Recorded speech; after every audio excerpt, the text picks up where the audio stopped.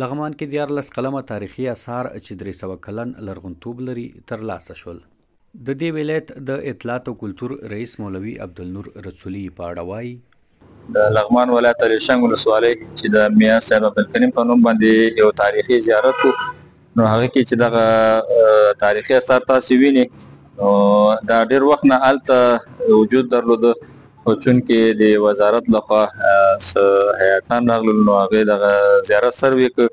نو یو کور کې دغه اثار هلته خوندي شوي وو،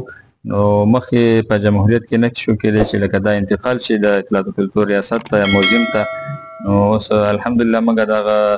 هغه ځای نه را انتقال کړه د اطلاعات و کلتور ریاست ته چې دلته به موزیم کې خوندي ډول وساتل شي. نو تقریبا 300-350 کاله د دې هغه تاریخي ارزښت ده.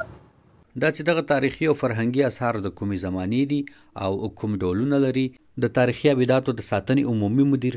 محمد نادر مخورې په اړه غږېدلی دی. لکه څنګه چې تاسو معلومه ده په دې تاریخي اثارو کې دا کټ ده چې هغه خپله استفاده کوله میاں صاحب، او دا هماغه صندوق ده، دا هغه نیزې دي چې جنګي حالاتو کې استفاده ترې کېدله، په هغه سونو کې شپار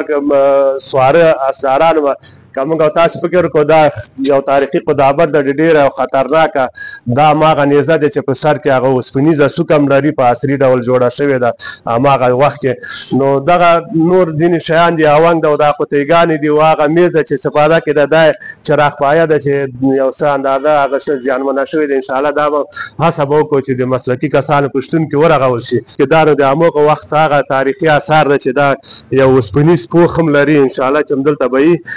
دا اونګ د هغه وخت کې چې د عصري وسایل نه ول، د فلزاتو نه ډېره استفاده نه شوه کېدلی، د نه هغه وخت کې سیمه ییز موادو چې دا جوړېده، اونګ د ځینو اشیاو د ټکولو لپاره د نه کار اخیستل کېده.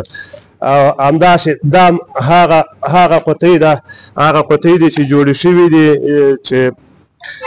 دکې هماغه کوم شیان چې دکې ټکېدل، مسالې خوراکي اشیا ول که نور شیانو دکې باید محفوظېدل او ساتل کېدل. دا د هماغه وخت د اوبو منګی وه، چمچې و، دا ټول هماغه وسایل دي چې خپله میاں صاحب علیه رحمت په خپل وخت استفاده کوله. دغه مواد چې و هغلته د میاں صاحب علیه رحمت زیارت ته ورسیرمه په یو کور کې